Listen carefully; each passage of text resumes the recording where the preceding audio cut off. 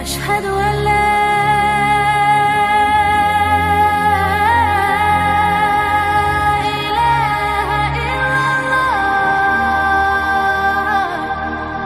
munculnya Imam Mahdi dan juga makhluk yang paling jelek yang Allah Subhanahu wa taala ciptakan untuk memfitnah manusia yang kita kenal di dalam Islam sebagai Dajjal. Ma'asyiral muslimin rahimani wa rahimakumullah. Sebelum saya menceritakan tentang dua manusia yang berbeda ini, suatu ketika Ali radhiyallahu an ketika menjadi khalifah di Kufah,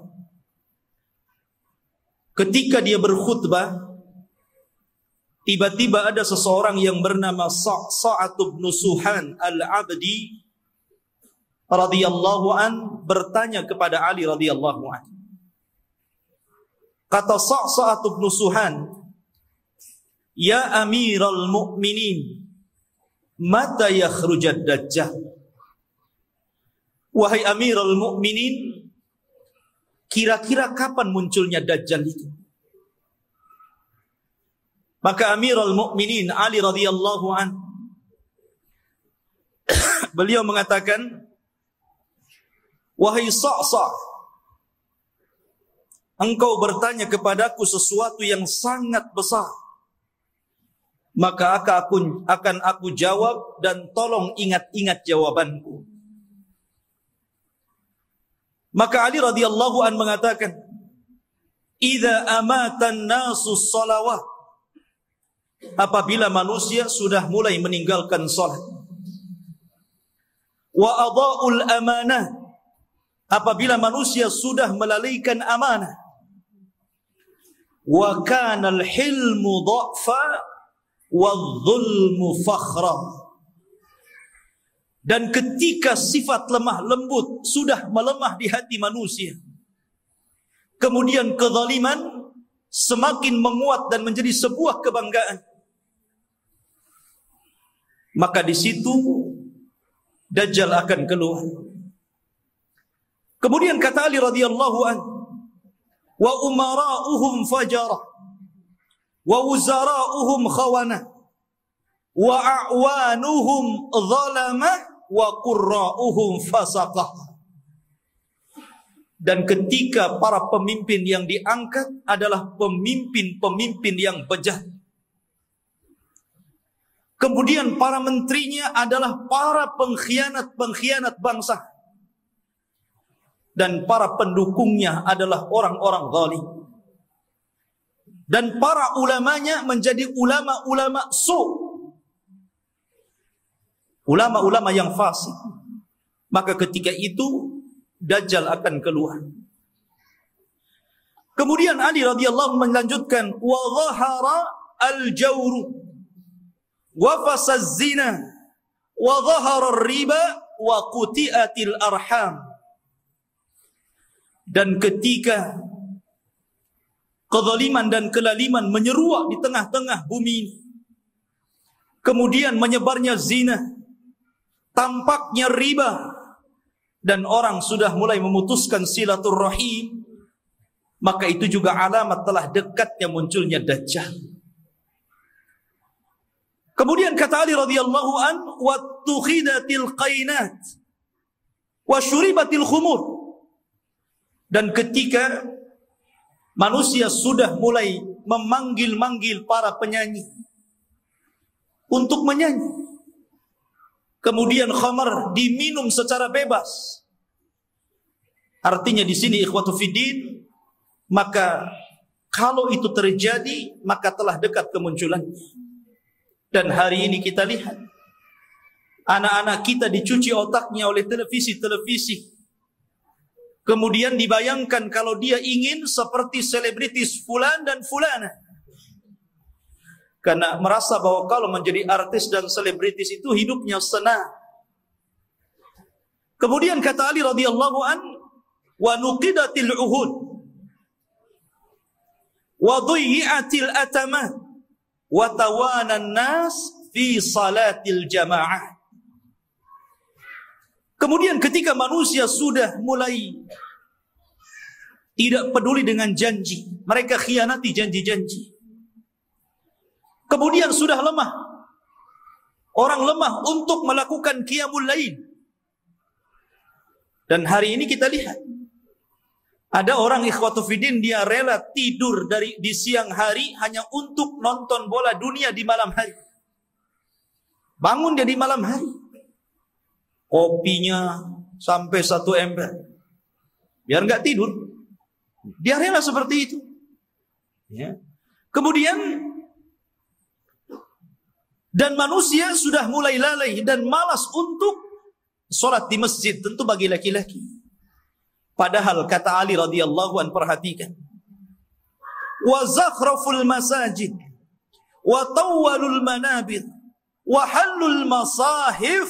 Padahal masjid pada hari ini kita saksikan hampir semua masjid itu tidak ada yang jelek. Semua bagus.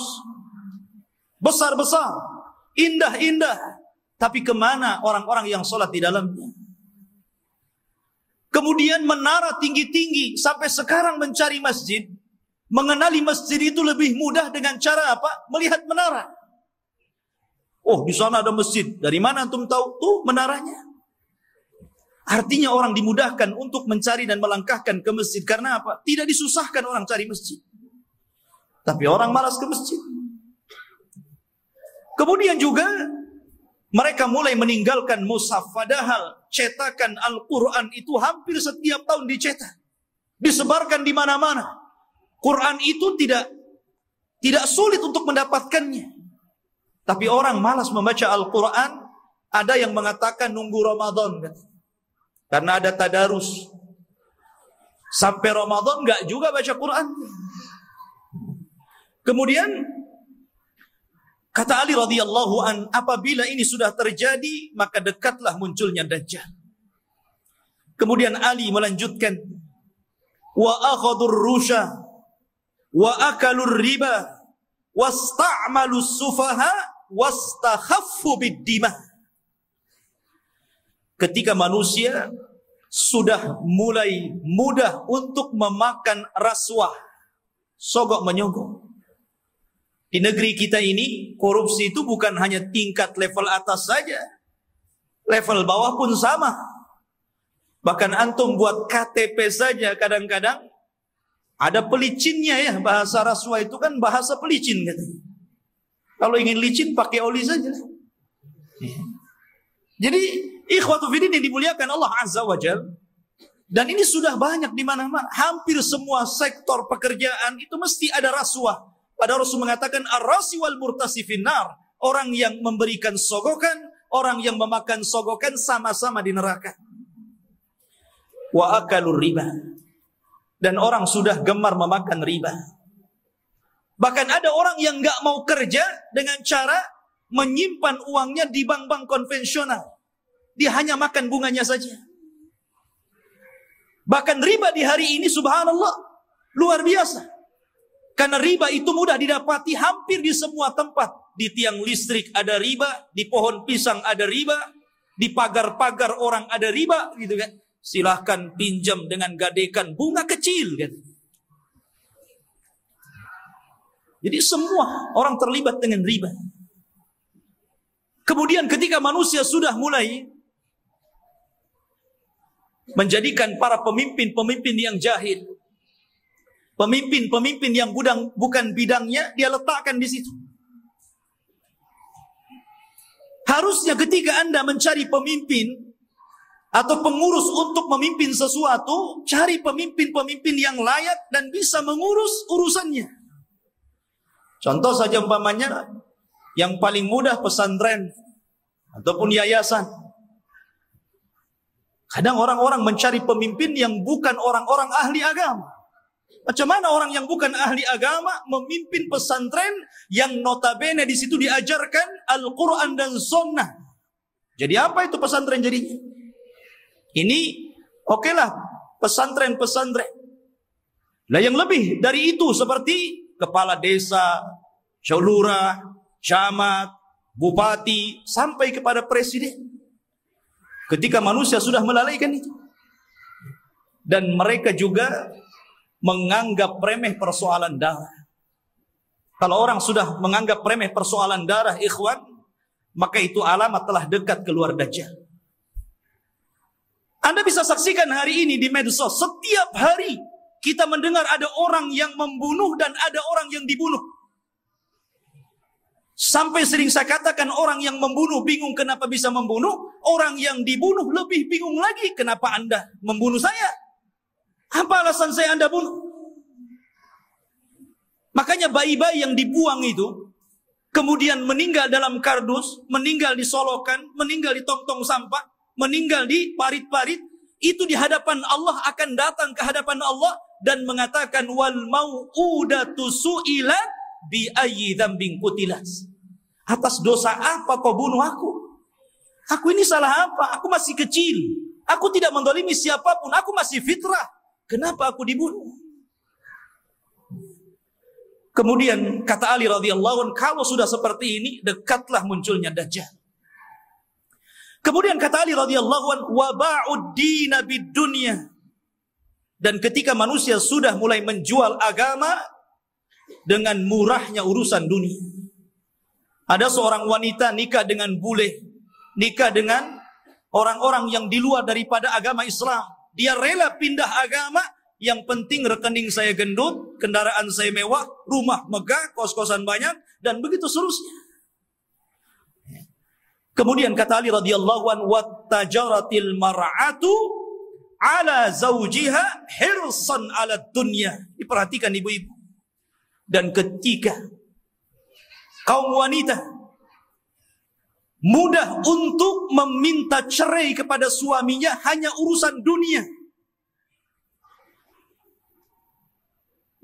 Saya sering ke pengadilan agama dan saya lihat tingkat perceraian itu luar biasa di Batam. Dan banyak para wanita yang menggugat cerai suaminya hanya gara-gara faktor dunia. Bukan tidak boleh menggugat cerai, kalau ada alasannya silahkan.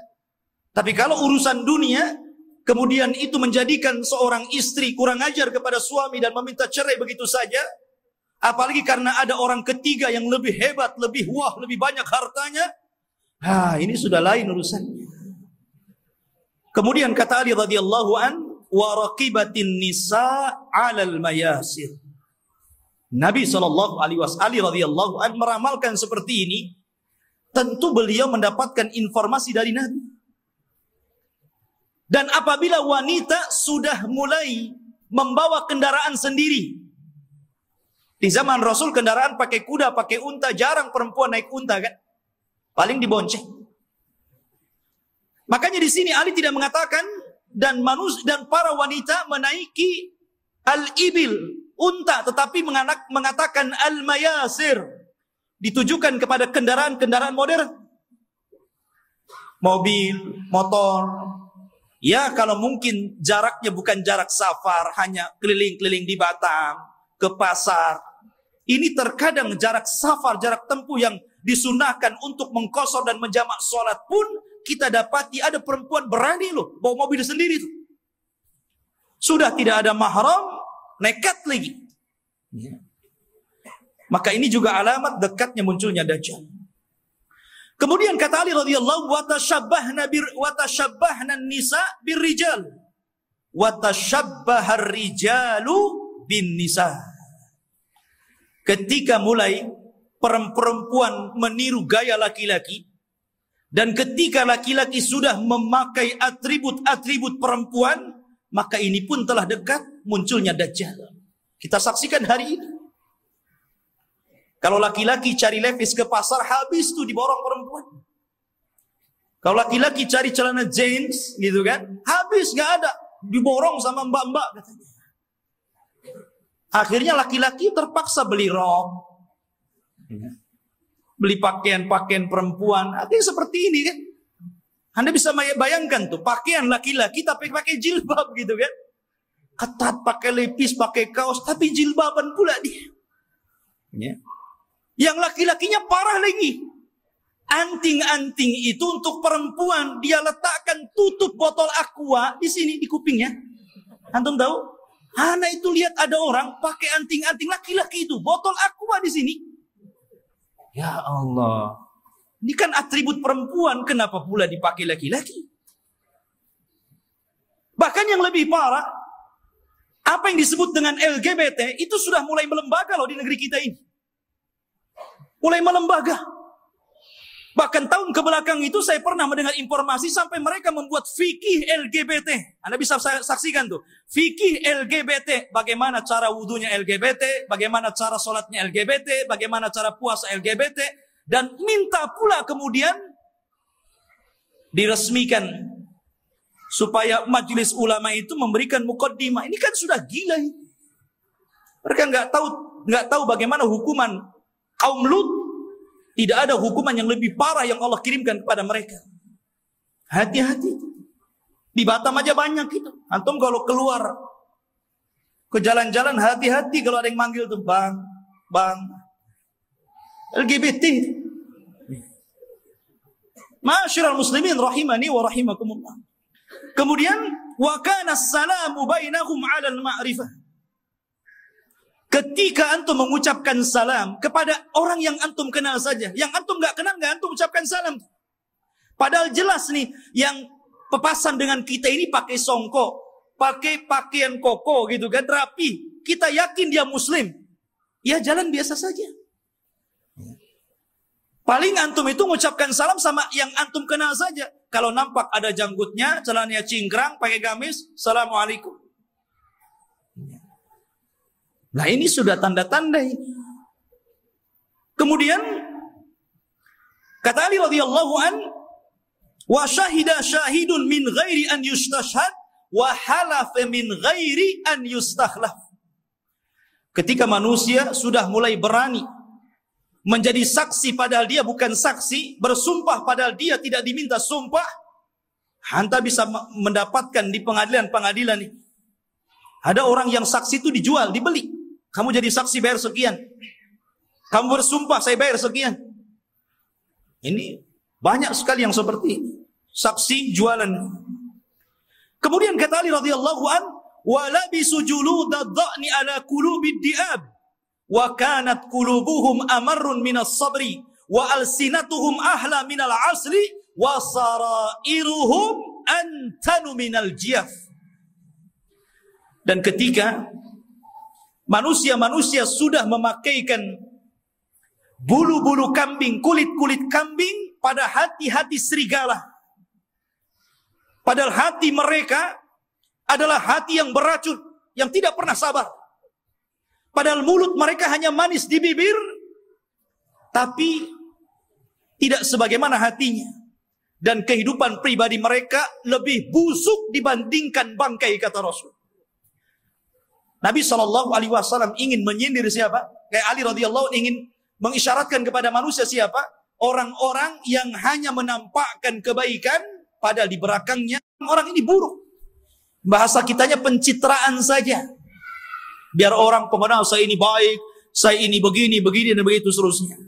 Dan zaman sekarang subhanallah, nyalon RT saja itu janjinya banyak. Itu baru RT itu.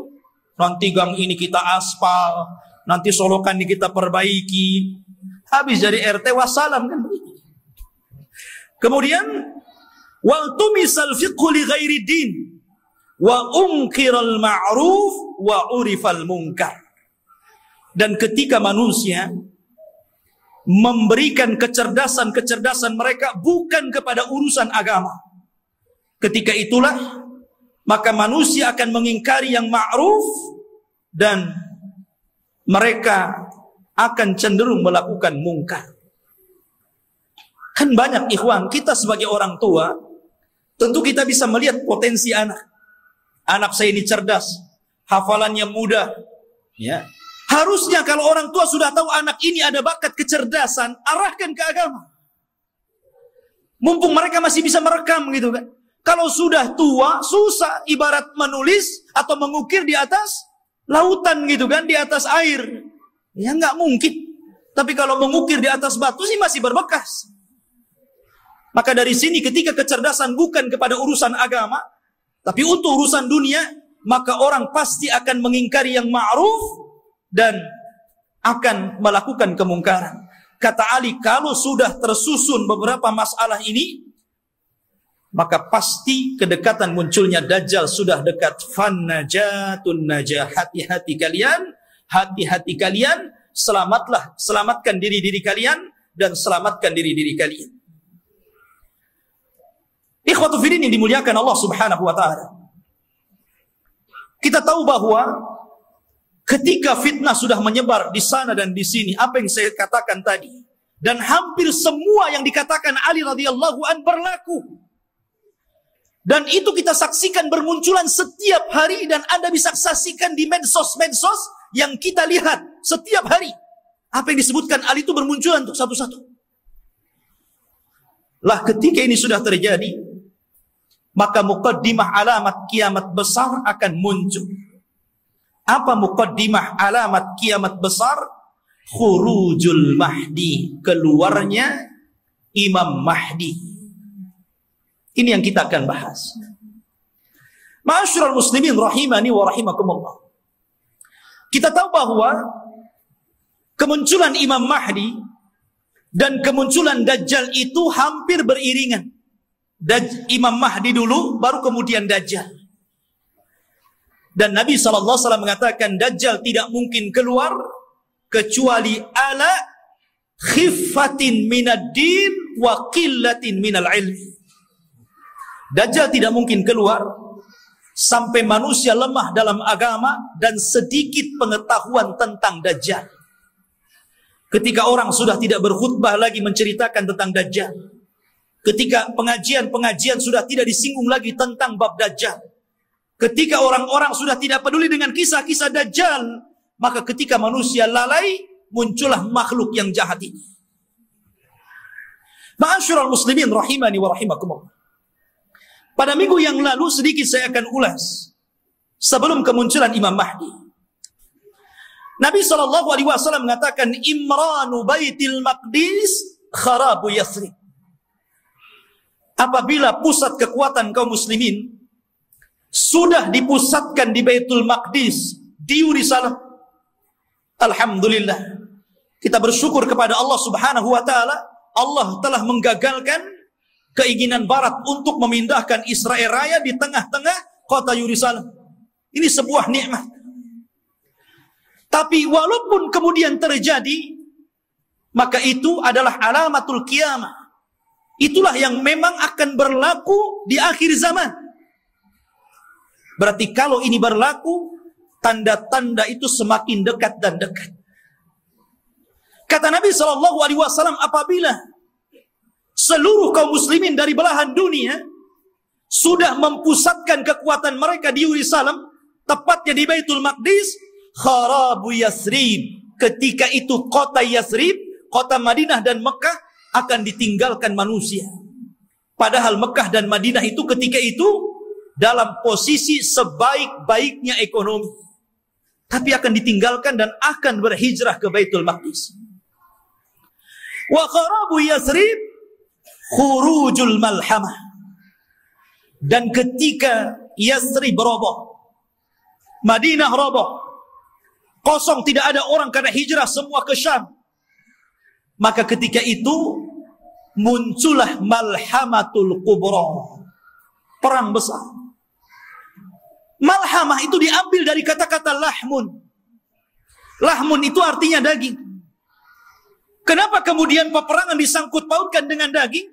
Karena ketika itu peperangan, setelah orang melakukan peperangan dengan alat-alat canggih, maka alat-alat itu kemudian dimusnahkan, maka kembali peperangan menjadi peperangan kembali ke alat-alat tradisional.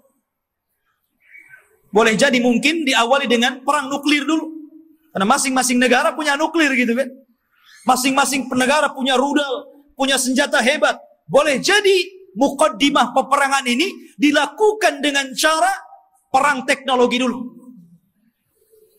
Setelah kemudian hancurnya negeri-negeri, senjata pun sudah tidak ada lagi, hanya bangkai-bangkai besi-besi tua. Disitulah kemudian peperangan akan kembali ke perang tradisional. Disinilah pembenaran sabda Nabi SAW agar Anda melatih diri dengan cara berkuda, dengan cara menombak, dengan cara memanah, dengan cara berpedang. Karena perang akan kembali ke zaman itu. Ma'asyiral muslimin. Kemudian wa khurujul malhamah. Apabila telah nampak malhamah, orang berperang dengan pedang, sehingga daging tercabik-cabik dan melayang kemana-mana, darah muncrat kemana-mana, ketika terjadi malhamatul kubra, atau dalam bahasa barat Armageddon gitu kan, dalam masalah bahasa kita malhamatul kubra, maka ketika itu kaum muslimin menguasai Konstantinia. Apa Konstantinia? Konstantinia adalah Konstantinopel. Akan dikuasai. Di mana Konstantinopel itu? Di Turki sana. Jadi kaum muslimin akan menguasai sampai ke sana. Wa fathul Konstantinia. Dan ketika Konstantinia dikuasai kaum muslimin, bangsa Rom sampai ke Italia, sampai ke ibu kota Italia. Kaum muslimin sampai ke sana, bergerak sampai ke arah Eropa sana. Maka disitulah kata Nabi SAW, wa fathul Konstantinia khurujud dajjal. Ketika kaum muslimin memenangkan perang besar, perang Konstantinia, maka ketika itu munculnya dajjal. Ma'asyiral muslimin rahimani wa rahimakumullah. Kita tahu bahwa pusat kekuatan kaum muslimin, saya katakan kelak akan berada di Palestina. Tepatnya di Yerusalem, Baitul Maqdis. Semua kaum muslimin, tentara-tentaranya dari berbagai macam negara akan bergabung di situ. Maka disitulah ikhwatu fiddin, Barat ini punya kepentingan. Mereka hendak menghancurkan bangsa-bangsa yang menurut mereka itu sangat kuat dan tidak bisa dikalahkan oleh sendiri. Maka akhirnya mereka melakukan perdamaian bersama kaum muslimin untuk sama-sama menyerang bangsa-bangsa yang menurut orang-orang Romawi itu sangat berbahaya bagi mereka. Dan juga kaum muslimin. Maka berdamailah ketika itu kaum muslimin dengan orang-orang Barat. Dan hari ini juga berdamai. Ya kan? Kita tahu Liga Arab, mereka ada hubungan dengan Barat. Tentang secara ekonomi, politik atau yang lain. Itu namanya perdamaian juga. Tapi di akhir zaman, yang namanya perdamaian itu tentu setelah adanya peperangan. Kalau tidak ada peperangan, mau damai apa? Perang dulu baru damai. Ya. Makanya Nabi SAW mengatakan, tastalihuna antum warum sulhan aminah. Kalian kaum muslimin di akhir zaman akan berdamai dengan orang-orang Nasrani, orang-orang Romawi. Dan ketika itu orang-orang Romawi aktsarun nas, orang yang paling banyak pasukannya. Mereka itu banyak sekali. Cuman masalahnya, kalau memang orang-orang Nasrani itu mereka kuat, kenapa tidak langsung menyerang kaum muslimin? Karena kaum muslimin itu walaupun sedikit ditakuti oleh orang-orang kafir. Lihat di zaman Rasul. Perang Badar. 300 melawan 1.300. Menang. Lihat perang Mu'tah. Antum tahu perang Mu'tah? Perang Mu'tah itu perang di mana kaum muslimin berhasil memerangi orang-orang Romawi. Nabi menulis surat kepada Raja Romawi. Suratnya itu dirobek, utusannya dibunuh. Marah orang-orang Romawi ini, akhirnya menyiapkan pasukan bergerak untuk menyerang Nabi. Kata Nabi, kalau mereka menyerang kita di Madinah, maka akan banyak terbunuh, laki-laki, perempuan, anak-anak, kakek-kakek. Ini tidak adil. Kita siapkan pasukan, kemudian kita sambut mereka.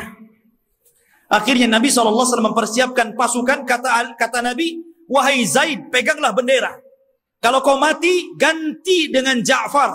Kalau Ja'far mati, ganti dengan Abdullah ibn Rawahah. Perangkat. Dan di antara pasukan ada Khalid ibn Walid, tapi tidak dijadikan pemimpin karena baru masuk Islam. Berangkat mereka ke Mu'tah. Ya. Ketika melihat jumlah mereka berlipat-lipat banyaknya dengan kaum muslimin, wajar, manusia. Zaid mengatakan, apakah kita perlu pulang ke Madinah memberitahu Rasul? Atau bagaimana? Nggak imbang nih, pasukan Romawi banyak sekali. Sementara pasukan kita sangat sedikit sekali. Tetapi karena mereka sudah kadang keluar, membawa pasukan besar, sementara pasukan Romawi lebih besar daripada itu, akhirnya Allah takdirkan mereka pun melakukan peperangan. Subhanallah, di awal peperangan Zaid meninggal dunia. Kemudian bendera ditangkap oleh Ja'far. Ja'far meninggal dunia, terputus seluruh anggota badannya, termasuk dua tangannya terputus. Dia pegang bendera, diputus ininya, dipegang kirinya, diputus ininya, dipegang dadanya, dibelah akhirnya. Nabi berada di Madinah, tahu tuh karena wahyu. Kata Nabi, semoga kedua tangan Ja'far digantikan kedua sayap di sorga dan dia bisa terbang sesukanya.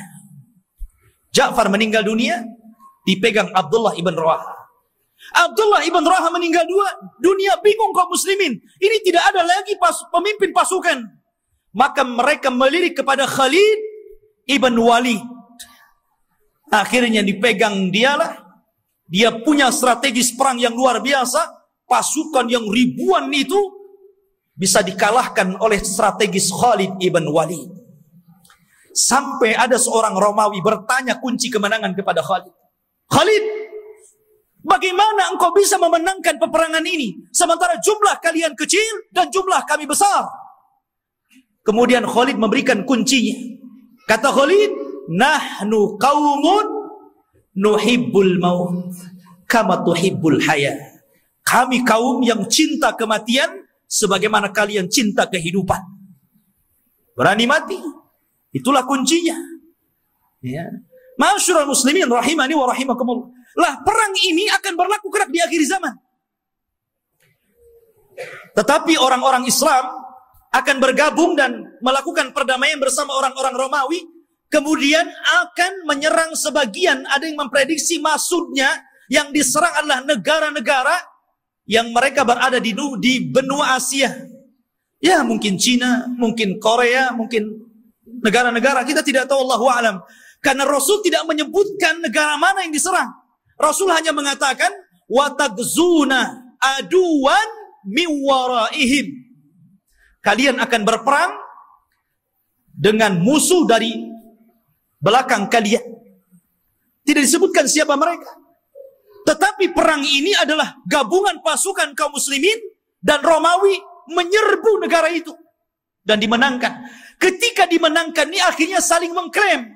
Kata orang Nasrani, ini kemenangan kami. Kata orang Muslim, tidak, ini kemenangan kami. Sehingga muncullah satu orang Romawi, satu orang Salibi mengatakan ghalabas salib, ghalabas salib, ghalabas salib. Sungguh kami salib yang menang. Kami salib yang menang. Kami salib yang menang. Datanglah seorang Muslim mengatakan balillah ghalab, bahkan Allah yang memenangkan perang ini. Akhirnya saling berdebat, terjadilah perkelahian, maka sang salib orang Nasrani dibunuh kaum muslimin. Dari sinilah orang-orang Romawi berkhianat. Berkhianat. Padahal mereka tertulis melakukan perjanjian itu 10 tahun. Ada yang mengatakan di tahun ketiga, ada yang mengatakan di tahun kelima, mereka berkhianat. Atas pengkhianatan inilah, maka kemudian mereka hendak menyerang kaum muslimin, menyiapkan pasukan besar. Dan kaum muslimin butuh pemimpin untuk melawan Romawi. Dari sinilah apa yang kita bahas malam ini. Khurujul Mahdi. Muncul Imam Mahdi untuk melawan orang-orang Romawi. Ma'asyiral muslimin rahimani wa rahimakumullah. Kalau kita cerita Al-Mahdi Al-Muntadhar, Imam Mahdi yang kita tunggu-tunggu kemunculannya, Nabi SAW menyebutkan sifat-sifatnya. Kenapa Nabi SAW menyebutkan sifat-sifatnya? Agar supaya tidak ada orang yang mengaku sebagai Imam Mahdi. Karena disebutkan sifat-sifatnya. Anda tidak bisa tahu-tahu saya Imam Mahdi. Kayak di Indonesia ini ada satu orang, satu waktu dia ngaku Imam Mahdi, satu waktu ngaku Nabi, satu waktu ngaku Nabi Isa. Hebat. Dan itu hanya ada di Indonesia. Ya. Siapa dia? Lia Aiden. Antum pernah kenal kasusnya Lia Aiden? Sampai di penjara. Rupanya anaknya juga ngaku Nabi. Lihat masyarul muslimin. Dan itu hanya ada di Indonesia. Ya. Belum lagi di Jawa Barat. Ada orang namanya Cecep. Orang Jawa Barat kan Cecep tuh namanya. Aja Cecep. Ya. Ngaku Nabi juga. Nabi Cecep namanya. Nabi Cecep, subhanallah. Ya. Kemudian belakangan ada namanya Ahmad Musaddiq. Sampai gempar. Banyak di negeri kita ini ngaku Nabi. Kalau di Batam saya belum dengar. Di Batam ini ada yang ngaku orang bisa melihat Allah aja itu. Tapi bayar 500 katanya. Jadi intinya bahwa Imam Mahdi ini dijelaskan sifatnya. Dijelaskan tanda-tanda kemunculannya. Dan dia disabdakan Nabi SAW, laulam yabqa minad dunya illa yaumun. Kalaulah usia dunia ini hanya tinggal 1 hari saja, la tawwalallahu dzalikal yaum. Pasti Allah akan lamakan hari itu selama-lamanya, hatta yab'atsa rajulan min ahli baiti.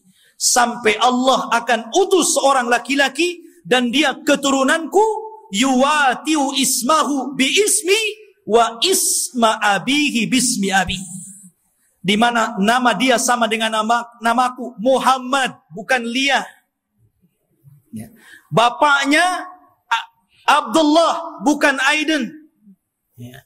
Jadi Muhammad bin Abdullah Al-Hasani, keturunan Hasan, Al-Alawi, keturunan Ali. Artinya dia keturunan cucu Rasul, Hasan bin Ali. Dan ini Imam Mahdi ahli sunnah.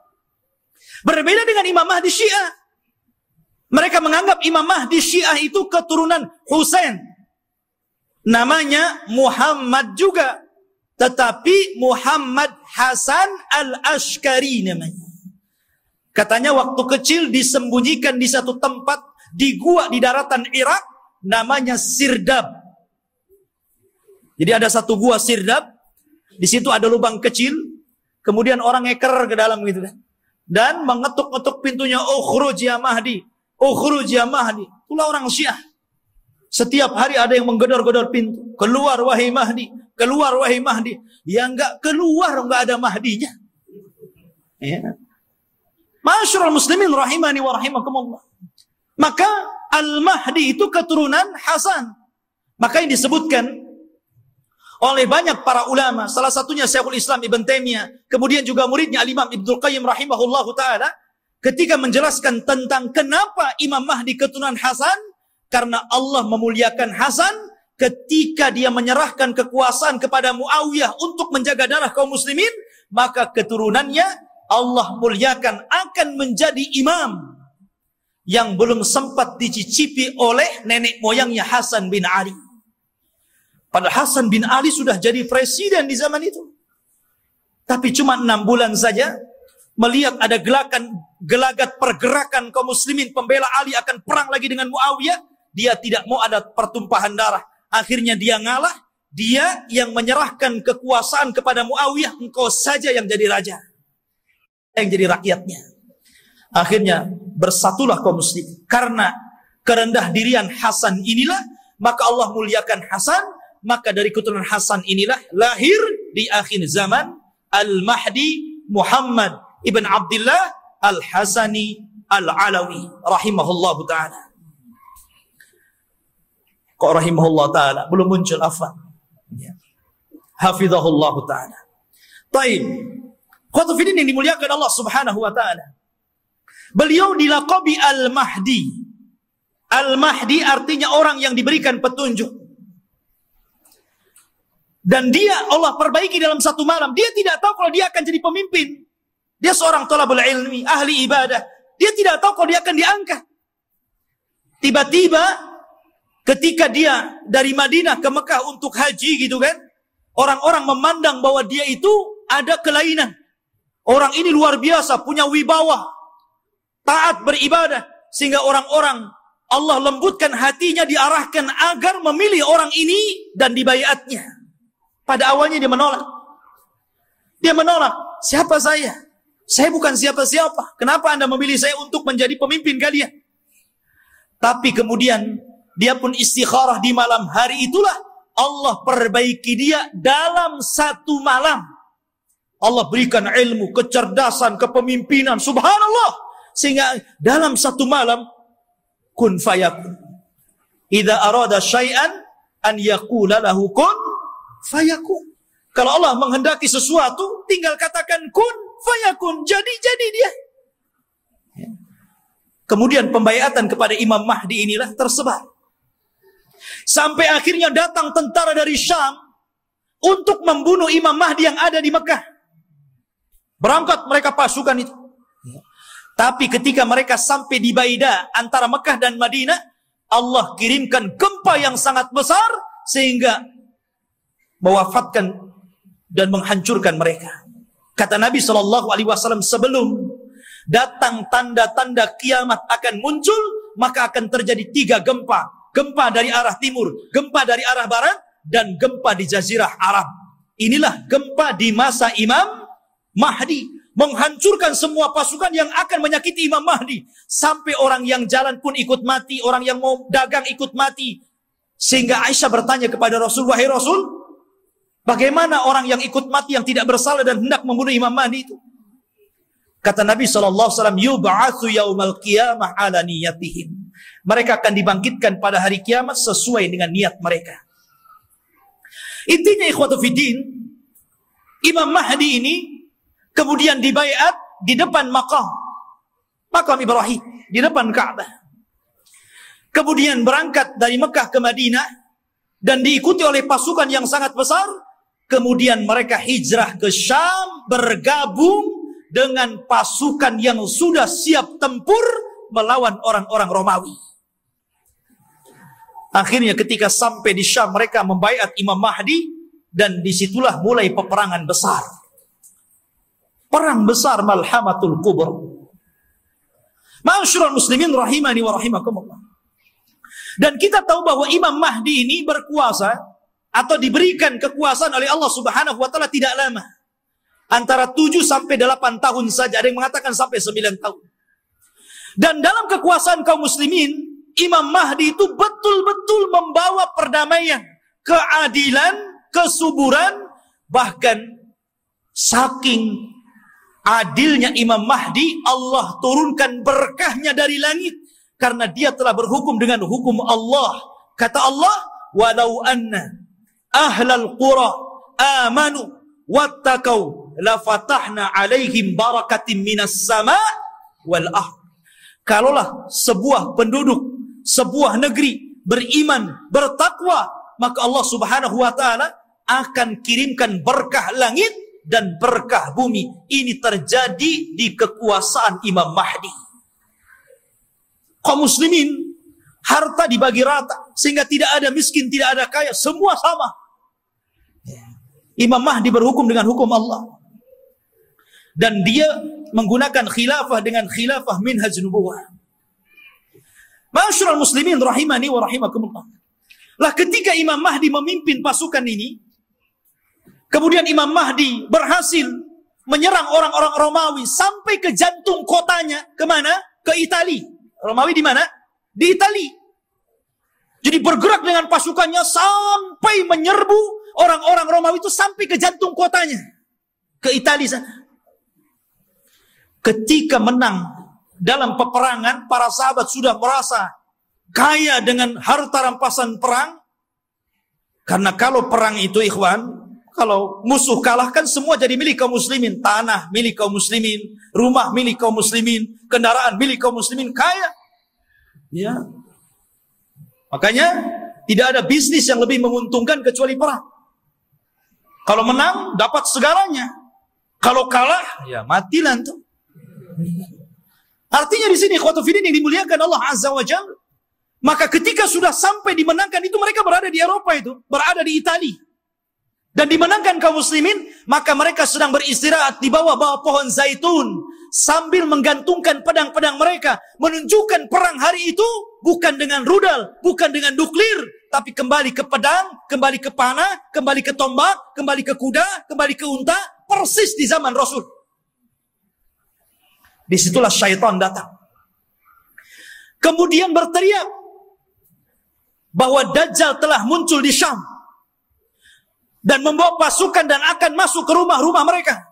Oh, mendengar itu, maka Imam Mahdi mengutus 10 orang yang berkuda.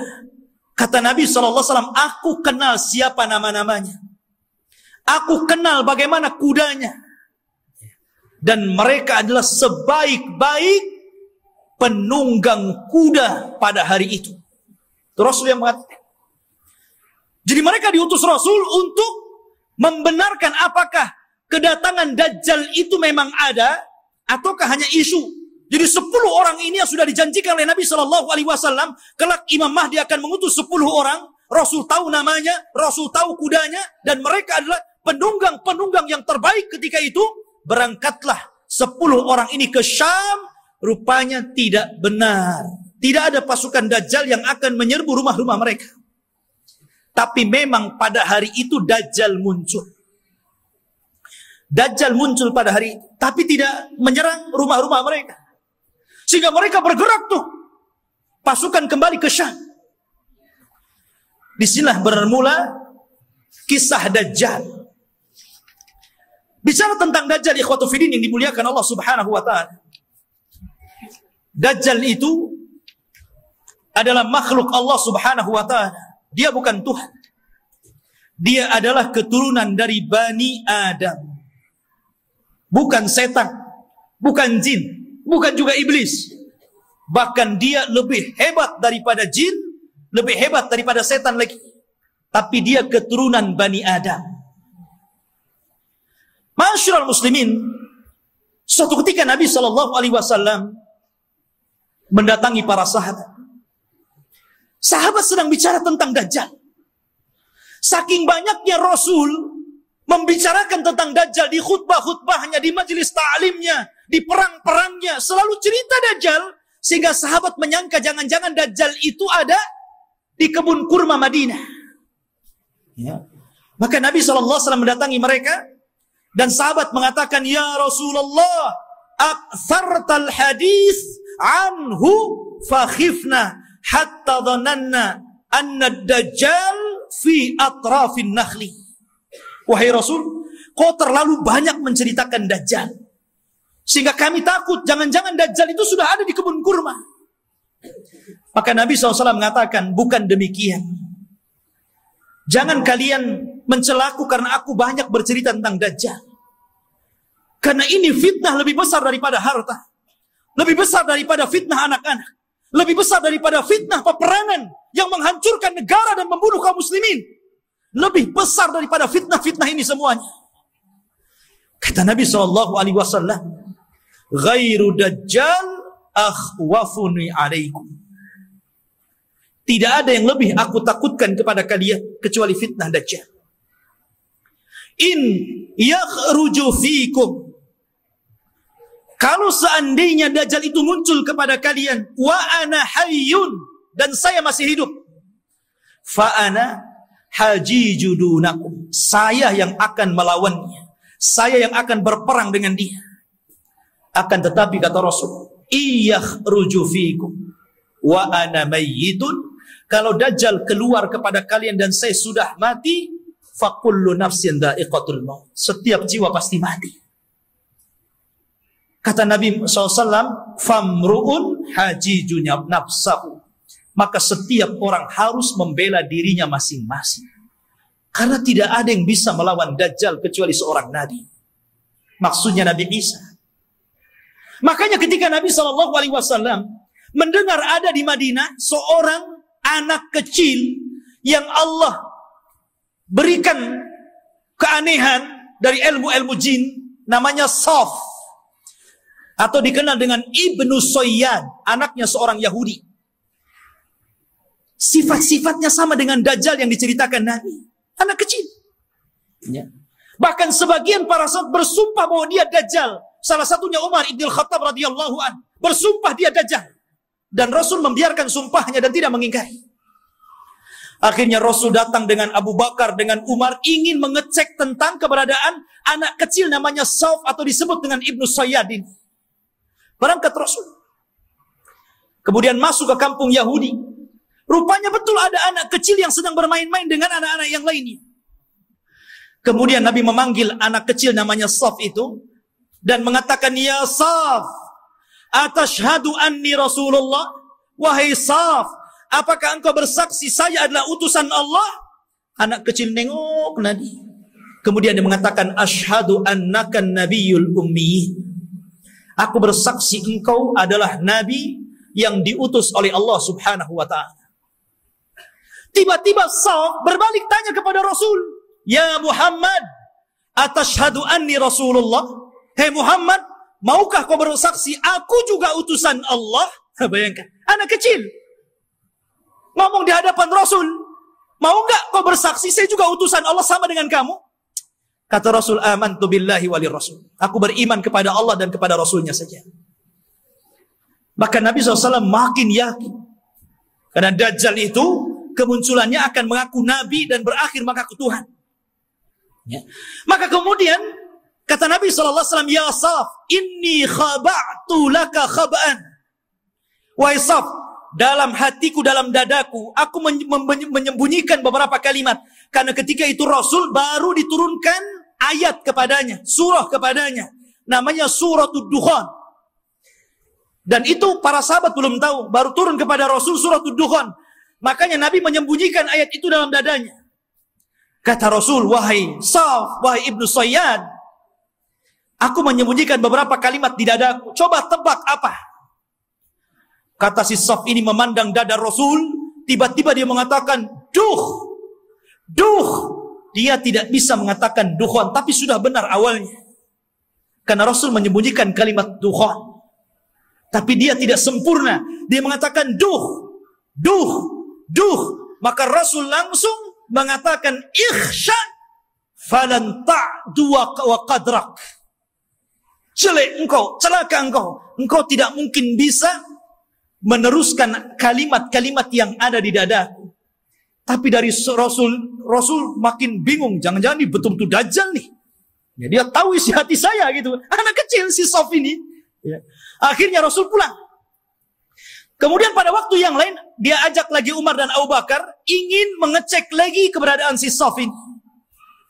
Setelah ketemu dan hendak kemudian diintai dan kembali ingin diuji, tiba-tiba datang ibunya, melihat ada Rasul sallallahu alaihi wasallam dan ibunya kenal. "Ya Sauf, ataka Muhammadun. Ya Sauf, ataka Muhammadun." "Hei Sauf, Muhammad sudah datang di sampingmu." Maka Sauf pun kemudian langsung pergi kemudian di belakang ibunya. Kata Nabi sallallahu alaihi wasallam, "Lau tarakathu latabayyana amruhu." Kalau ibunya ketika itu tidak memanggil-manggil, tentu aku sudah tahu siapa si Sauf ini. Apakah Dajjal atau bukan Dajjal. Tetapi ikhwatu fiddin, kenyataannya si Sauf ini kemudian tumbuh besar dan dia masuk Islam. Tapi dalam hati para sahabat masih ragu masalahnya. Jadi dia sudah tua, masuk Islam, sahabat masih ragu, masih ketakutan dengan si Sauf ini, Ibnu Sayyad yang sudah besar dan masuk Islam. Jangan-jangan dia Dajjal pura-pura masuk Islam. Jadi suatu ketika Abu Sa'id Al-Khudri radhiyallahu an, ketika Sauf ini hendak berangkat haji dan para sahabat banyak yang sudah berangkat duluan, rupanya Abu Sa'id Al-Khudri ketinggalan dan Sauf atau Ibnu Sayyad yang sudah tua, sudah dewasa gitu kan. Ketika itu Abu Sa'id Al-Khudri karena kecapean kemudian berada di bawah pohon untuk istirahat. Tiba-tiba si Sauf ini baru datang mau haji juga gitu kan. Dan Abu Sa'id Al-Khudri sangat ketakutan dengan Sauf ini. Karena Rasul pernah mengatakan dan sebagian para sahabat bersumpah dia Dajjal, itu masalahnya. Tiba-tiba ikut pula di samping Abu Sa'id, ikut duduk di situ. Gemetar Abu Sa'id ini. Ya. Tapi Sauf mengatakan, "Ya Abu Sa'id, aku tahu engkau takut kepada aku. Tapi coba pikirkan wahai Abu Sa'id. Bukankah Dajjal itu tidak punya anak? Aku punya anak. Bukankah Dajjal tidak mungkin masuk Islam? Aku masuk Islam. Bukankah Dajjal itu tidak mungkin datang ke Mekah dan tidak juga menginjak Madinah? Aku bisa ke Mekah, aku bisa ke Madinah. Kenapa kau ragu? Aku ini sedih, kenapa orang-orang menuduhku Dajjal? Ya. Dari situ Abu Sa'id Al-Khudri agak tenang. Tetapi Abu Sa'id Al-Khudri menjadi ketakutan di endingnya. Ketika Ibnu Sayyad atau Saf mengatakan, tetapi ya Aba Sa'id, aku tahu di mana letaknya Dajjal. Ketika dia ngomong begini, langsung diambil barang-barangnya, kabur dia. Ya. Dia tahu di mana letaknya Dajjal. Ya. Awalnya dia sudah merendah tuh. Tahu-tahu endingnya yang gak enak gitu kan. Tapi ya Aba Sa'id, ana azri aina maudi ad-Dajjal. Saya tahu di mana Dajjal berada. Masya Allah. Makanya suatu ketika Abdullah bin Umar radhiyallahu an pernah membuat marah, dipukulnya Ibnu Sayyad sampai marah. Karena marah Ibnu Sayyad, Ibnu Umar ketakutan, akhirnya lari ke rumah Hafsah. Dia melapor gitu kan, ya Hafsah, saya tadi pukul Saf, Ibnu Sayyad, dia marah. Kata Saf, kata saudaranya Hafsah ini, wahai Abdullah bin Umar, kau sudah tahu bagaimana sabda Rasul tentang kemunculan Dajjal. Dajjal tidak mungkin keluar kecuali karena kemarahan yang sangat besar. Hati-hati kamu. Ya. Dari situ ikhwatu fillah yang dimuliakan Allah Azza wa Jalla, sehingga para ulama ini mengatakan Saf ini Dajjal atau bukan. Tetapi pendapat yang kuat, boleh juga dia Dajjal, tapi Dajjal min Dajjajin. Dajjal yang lainnya. Karena Rasul mengatakan di akhir zaman akan muncul dajjaluna kadzabuna salasuna kulluhum yad'una annahum nabi. Akan muncul zamannya di mana dajjal para pendusta 30 orang akan mengaku dia nabi. Maka mungkin boleh jadi salah satunya adalah Ibnu Sayyad. Karena Ibnu Sayyad tidak dikisahkan meninggalnya, tiba-tiba dia hilang begitu saja. Ya. Ma'asyiral muslimin, ataupun mungkin dia jasus, mata-matanya Dajjal, kita tidak tahu. Tapi yang jelas Dajjal itu sudah ada.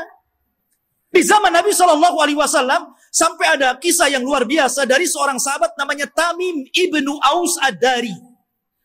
Tamim ibnu Aus Ad-Dari ini masuk Islam belakangan. 2 tahun sebelum wafatnya Rasul. Di tahun ke-9 Hijriah dia baru masuk Islam. Dan dia seorang pelaut. Jadi suatu ketika Tamim Ad-Dari ini banyak berjasa juga dalam Islam. Walaupun dia tidak lama berjumpa dengan Rasul, tapi dia orang yang menerangi masjidnya Rasul dengan pengalamannya. Dan dia pula yang membuat mimbar Rasul. Ini Tamim ibnu Aus Ad-Dari. Ya. Jadi suatu ketika sebelum dia masuk Islam, dia berlayar ke lautan. Tidak tahu di laut mana, karena kemunculan Dajjal itu tidak jelas. Cuman Rasul mengatakan dari arah timur kota Madinah.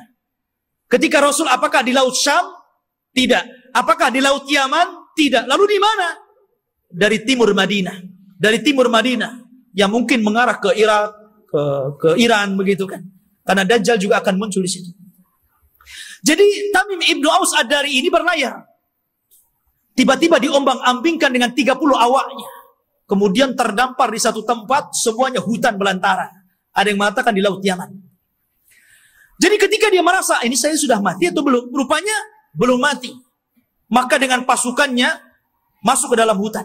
Di tengah hutan dia mendapatkan satu binatang, subhanallah, nggak tahu belakang, nggak tahu depan. Karena buluan semuanya, berbulu dari atas ke bawah. Dan itu makhluk yang pertama kali dijumpai oleh Tamim Ad-Dari. Gimana nggak takut? Nggak pernah melihat makhluk seperti itu.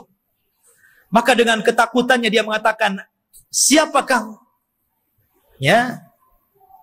Kata Tamim Ad-Dari, kaget loh, ini binatang tak bisa ngomong.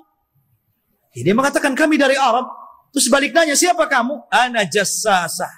Jassasa itu artinya jasus, mata-mata. Maksudnya mata-matanya. Ya. Maka kemudian siapa jassasa? Jassasa tidak mengatakan. Jassasa hanya mengatakan, engkau sudah ditunggu orang.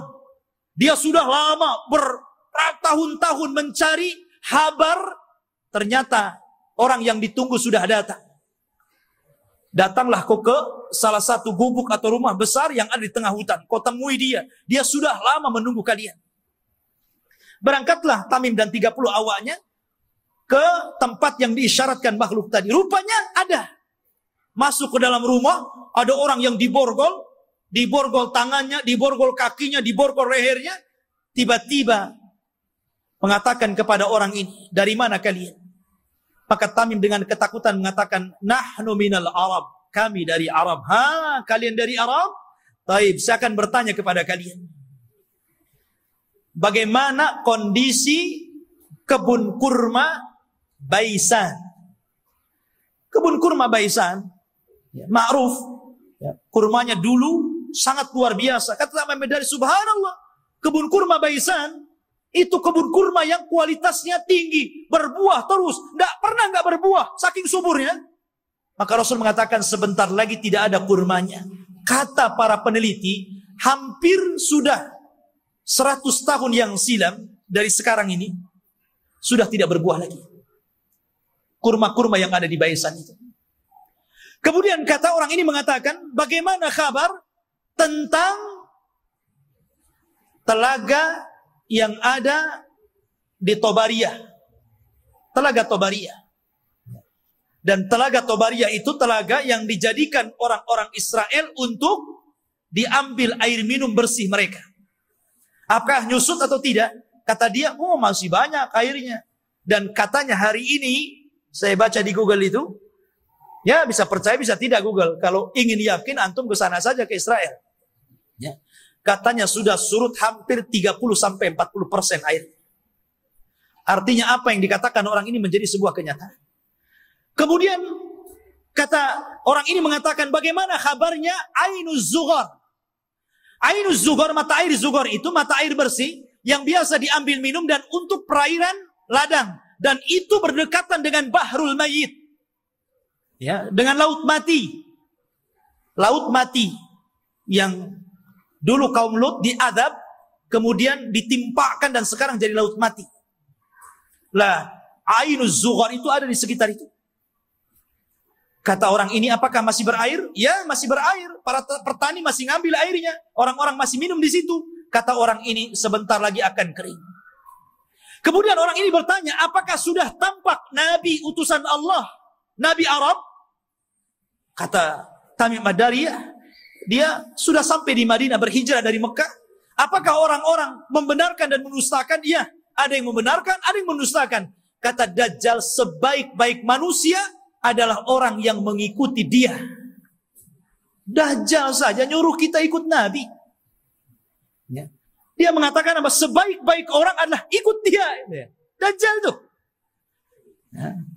Sekarang yang bukan Dajjal nggak mau ikut Nabi. Nggak mau juga nyuruh orang ikut sunnah Nabi. Ada orang ikut sunnah Nabi dikatakan Wahabi. Ya. Ma'asyiral muslimin rahimani wa rahimakumullah. Maka kemudian Tamim Ad-Dari ketakutan, nggak mau lagi berdialog banyak-banyak, gitu kan? Dia langsung pergi pulang, cari jalan keluar. Allah takdirkan sampailah dia ke Madinah tepat pada tahun 9 Hijriah.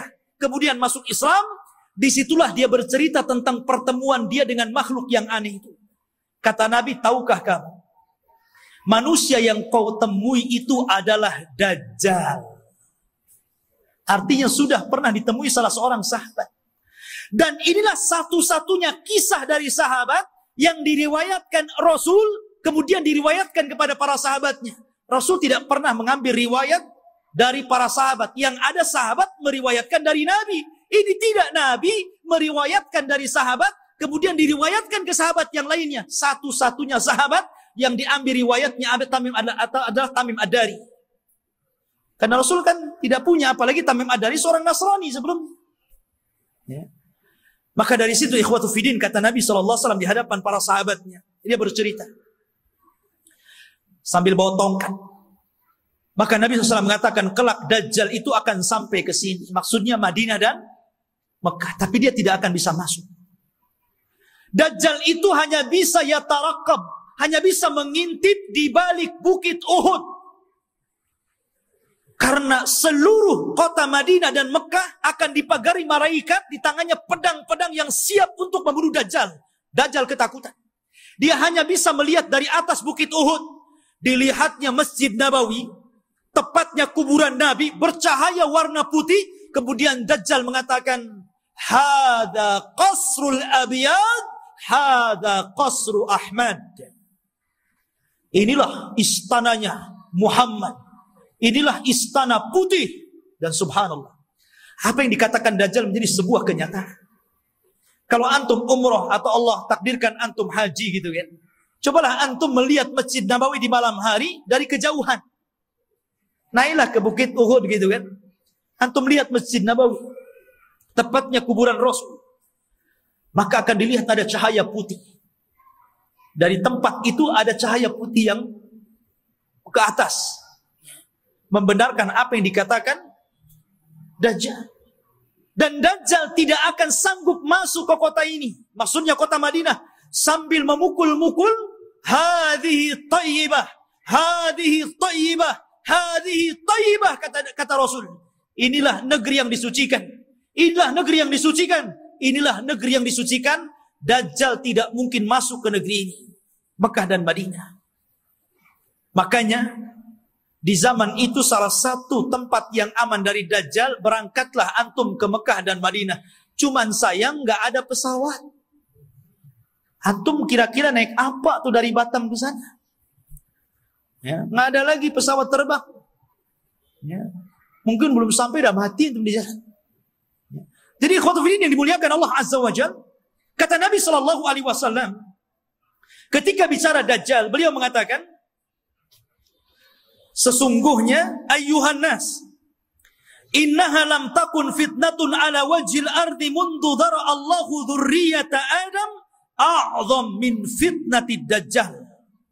Wa inna Allah lam yab'ats nabiyyan illa hadzara ummatahu Dajjal wa ana akhirul anbiya wa antum akhirul umam. Wahai manusia, tidak ada satupun fitnah yang lebih dahsyat ketika Allah menciptakan anak Adam dibandingkan fitnah Dajjal. Karena andailah seluruh dukun-dukun yang ada di dunia dikumpulkan, kemudian melakukan kontes sihir, maka sihir mereka jauh di bawah sihir Dajjal. Nggak ada dukun, walaupun satu dunia melawan Dajjal, nggak akan bisa dilawan. Sihirnya luar biasa. Ya, itu dukun tuh. Memang luar biasa sihir. Diberikan oleh Allah Azza wa Jalla kekuatan sehingga orang mudah untuk percaya bahwa dia Tuhan kita, itu masalahnya. Kalau tukang sihir itu kan ma'ruf.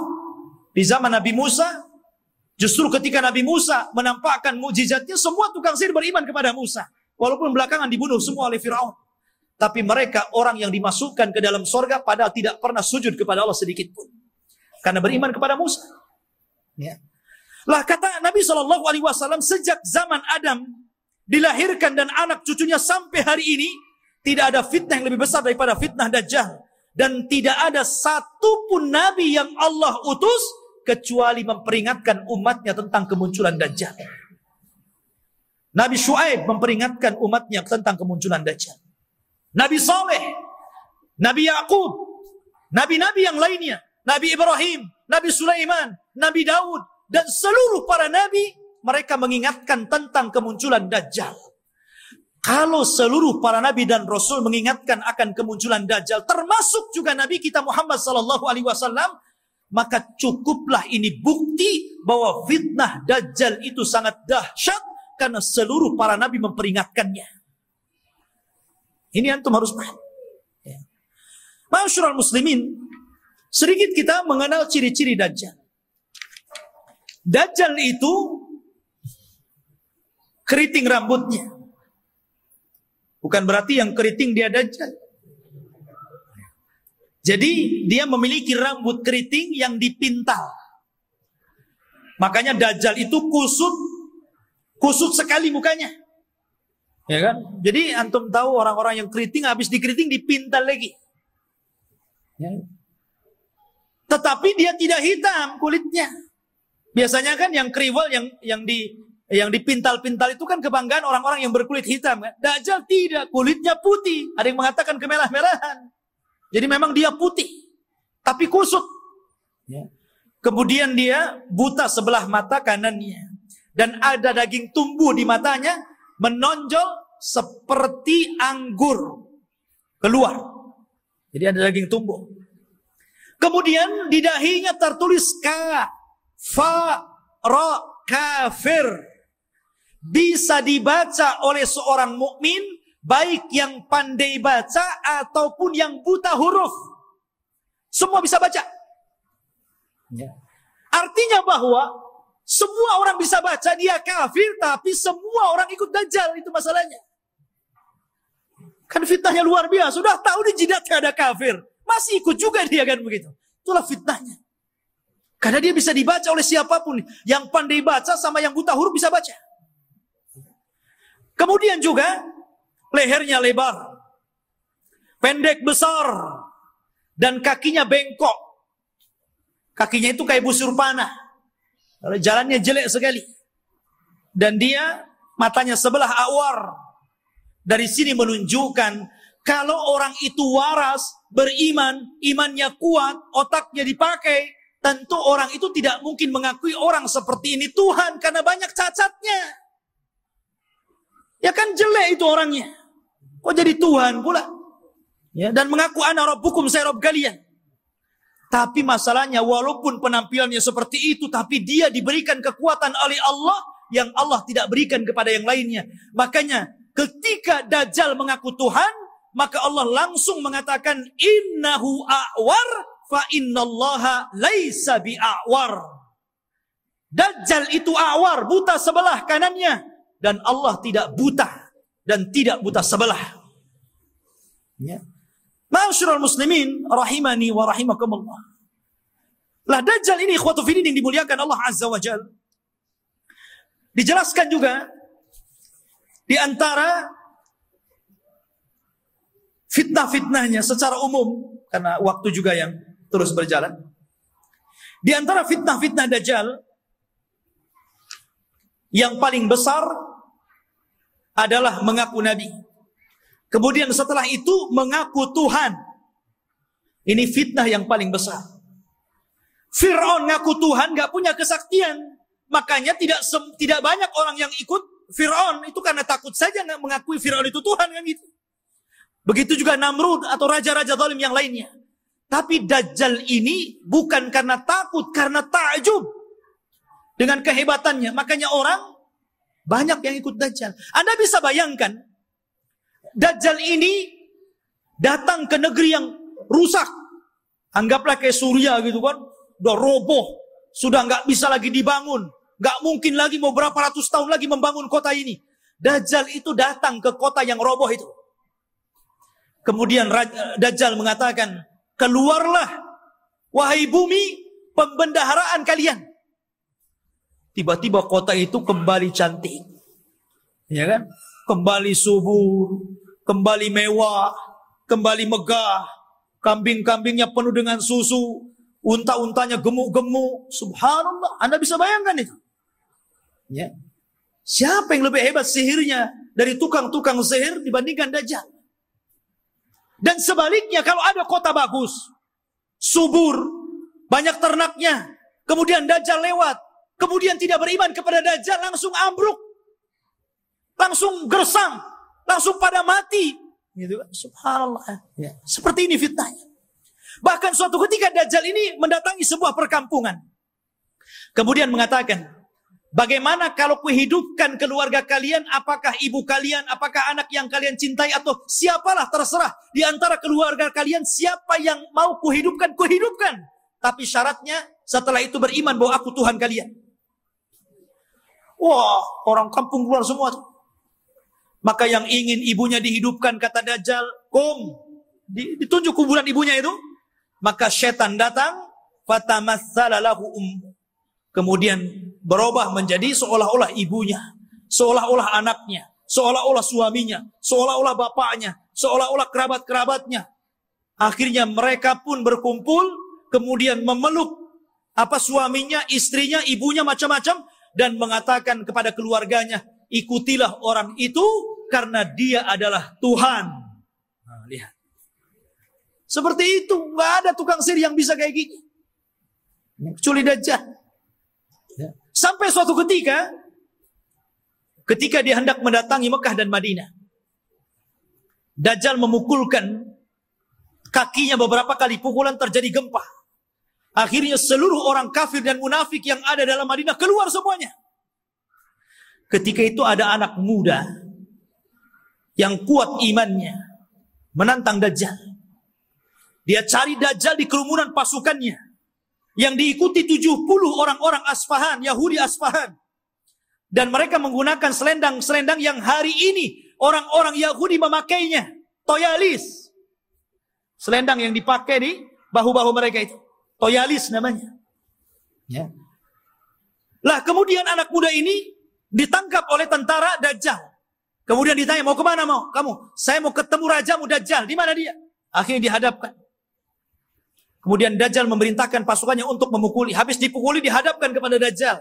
Kemudian Dajjal memerintahkan algojonya untuk menggergaji. Digergaji jadi dua tuh. Dari atas kepala pertengahannya sampai ke muka sampai ke belah jadi dua. Habis belah jadi dua, Dajjal berjalan di tengah-tengahnya. Kemudian mengatakan kepada pengikutnya, kalau aku hidupkan dia, makin yakin engkau dengan aku bahwa aku Tuhan kalian. Semua mengatakan, ya engkau Tuhan kami. Maka Dajjal mengatakan, kom. Akhirnya jadi satu lagi tuh tubuhnya. Ya, kayak punya ilmu rawa rontek. Ya, jadi satu itu. Ya. Kemudian setelah itu Dajjal sudah menghidupkan lagi, semua orang berteriak, antal ilah, engkau adalah Tuhan. Maka Dajjal mengatakan kepada anak muda ini, maukah engkau bersaksi bahwa saya adalah Tuhan kalian? Maka anak muda ini ternyata tidak mengatakan, saya semakin yakin anta Dajjalul kadzdzab. Saya semakin yakin engkau itu Dajjal, pendusta yang disabdakan Rasul sallallahu alaihi wasallam. Oh, marah Dajjal. Akhirnya Dajjal mengambil pisau dan hendak membunuhnya, tapi tidak bisa karena takut kelemahannya diketahui orang-orang. Akhirnya dia pegang tubuhnya dan dilemparkan ke dalam api. Tapi anak muda ini sempat berteriak, engkau tidak akan bisa membunuh kecuali diriku. Yang lain tidak bisa. Ya. Ma'asyiral muslimin rahimani wa rahimakumullah. Dari sini menunjukkan bahwa luar biasa Dajjal. Lah Dajjal ini akan memimpin pasukan besar. Makanya orang-orang Yahudi mereka bermimpi kalau terbentuk Haikal Sulaiman dan robohnya Masjidil Aqsa, kemudian berkumpulnya pasukan, mereka mengatakan, kami sedang menunggu Mesius kami. Mesius itu bahasa mereka, bahasa kita Dajjal. Bahasa kita Dajjal.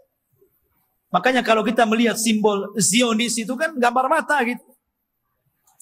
Walaupun Zionis itu sudah tidak asli lagi Yahudi. Karena Zionis itu tidak berpegang dengan Taurat, tapi berpegang dengan Talmud. Talmud itu Taurat yang sudah dirobah-robah, yang kemudian menjadi protokoler Yahudi. Harus begini, harus begini, harus begini. Itu Talmud, bukan Taurat. Mereka mengklaim saja Taurat, lahirlah agama Zionis ini. Ya. Intinya bahwa kenapa orang-orang Yahudi bermimpi untuk merebut Yerusalem? Ya tadi, karena di situ mereka memimpikan bahwa Mesius akan datang kepada mereka dan akan memimpin mereka. Ini dibenarkan dalam Islam. Karena Dajjal itu akan muncul di situ.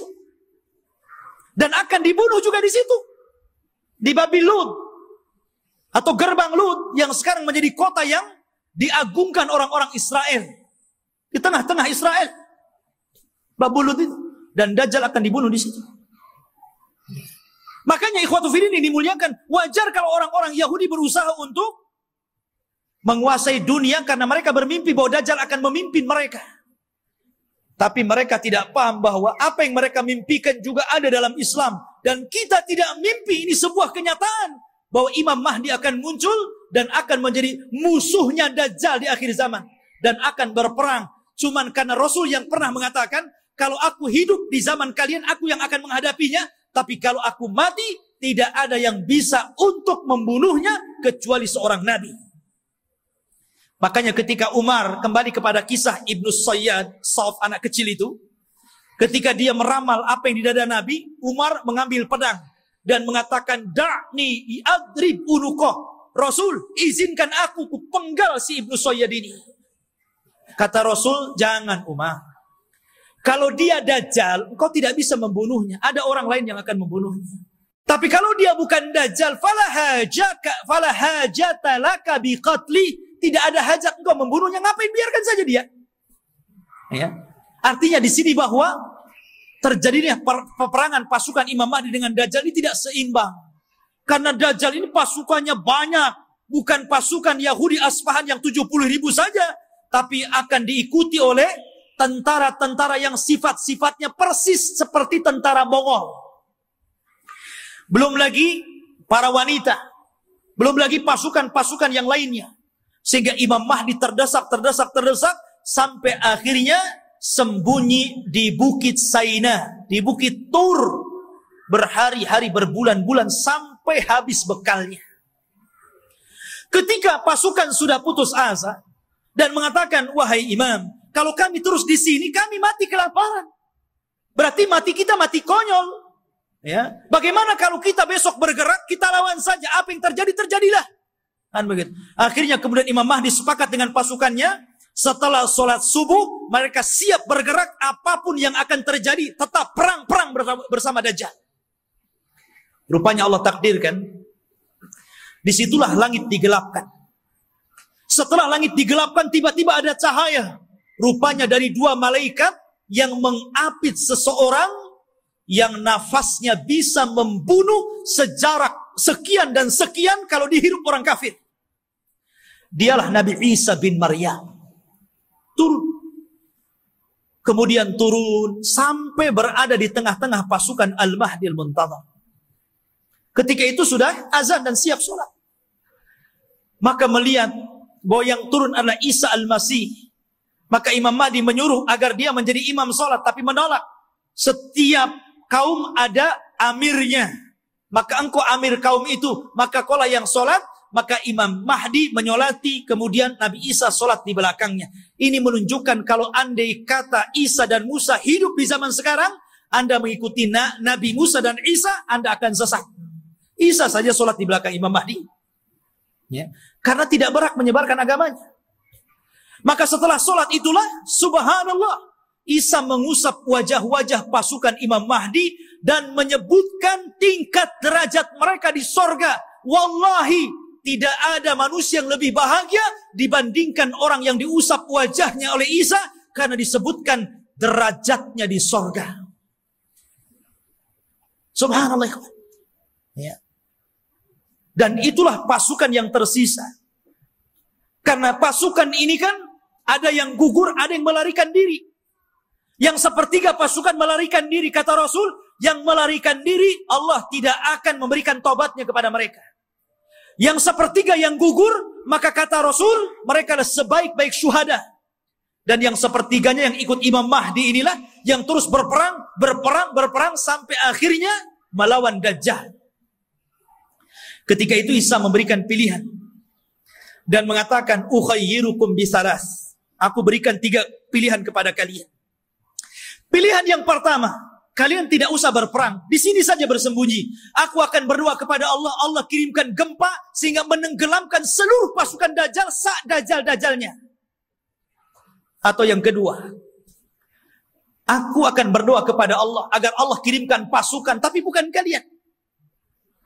Pasukan inilah yang kelak akan membunuh Dajjal.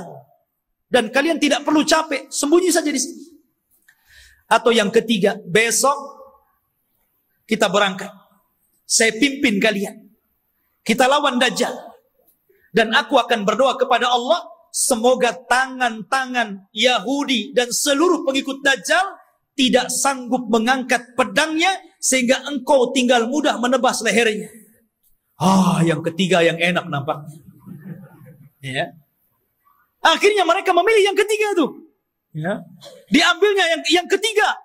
Maka setelah sholat subuh, diusap wajah, kemudian disebutkan tingkatannya di sorga, mereka pun turun pasukan dari Bukit Saina dipimpin Nabi Isa bin Maryam, maka mereka tinggal tebas saja itu pasukan Dajjal itu. Akhirnya karena terjadi kelemahan, seluruh pasukan Dajjal tunggang langgang, lari ke sana kemari, sembunyi di batu. Batu bisa bicara, hei Muslim, Yahudi di belakang, bunuh dia.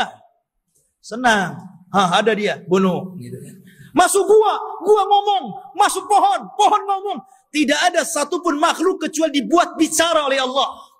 Bagaimana Allah hinakan itu? Mereka nggak bisa sembunyi. Mau sembunyi di mana? Semua makhluk Allah bicara. Hei Muslim, ini Yahudi bunuh di sini. Ya. Akhirnya mereka lari ke sebuah pohon yang dijanjikan bahwa pohon itu bisa melindungi mereka. Kata Nabi SAW, kecuali satu pohon, mereka tidak akan bicara. Mereka akan melindungi orang-orang Yahud. Dan pohon itu disebut Gharqad namanya. Pohon Gharqad. Makanya sekarang karena hadis ini sudah bocor sampai ke Israel, maka orang Israel membuat perkebunan sehijau-hijaunya dengan pohon Gharqad. Tapi sayang kemarin kebakaran. Nanam lagi. Ya. Mudah-mudahan kebakaran lagi. Ya. Masyaallah muslimin, tetapi dulu saya pernah mendengar ada orang cerita tentang beberapa tokoh-tokoh di Jawa Timur kalau tidak salah. Berkumpul mereka membicarakan tentang fatwa pohon Gharqad. Karena bentuk pohon Gharqad ini hampir mirip dengan cemara. Ya. Sehingga kemudian sebagian mereka mengatakan bahwa jangan-jangan cemara itu adalah Gharqad. Sampai akhirnya ada yang memberikan ide bagaimana kalau kita tebang semua pohon cemara itu. Biar nggak ada orang Yahudi sembunyi di Indonesia. Bukan cemara, bukan Gharqad. Cemara ya cemara. Biarkanlah cemara itu untuk penghijauan gitu kan. Ya. Jadi ikhwatu fillah ini dimuliakan. Jadi pohon Gharqad itulah yang tidak akan bicara. Makanya orang Yahudi mengembangkan pohon ini di mana-mana. Tetapi Dajjal berhasil dibunuh oleh Nabi Isa di Babul Lut. Babul Lut, benteng Lut, yang sekarang jadi kota di Israel. Disinilah Nabi Isa mampu membunuh Dajjal, memenggal kepalanya, kemudian mengatakan kepada pasukan Yahudi dan Nasrani, inilah kepala kalian, inilah pemimpin kalian yang sudah kubur. Dari situ mereka menyerah. Lah yang tersisa dari orang-orang ahli kitab, dari orang Yahudi dan Nasrani, akhirnya mereka beriman kepada Allah lewat perantara Isa. Tapi bukan ikut agama Isa sebagaimana prasangka Nasrani. Mereka ikut agama Muhammad lewat perantara Isa. Dan itu disyaratkan dalam Al-Quran. Wa immin ahlil kitab illa la yu'minan nabihi qabla mautihi. Dan sebagian ahli kitab kelak akan beriman kepada Allah dan agama Muhammad sebelum wafatnya Isa bin Maryam. Karena Isa akan berkuasa selama 40 tahun.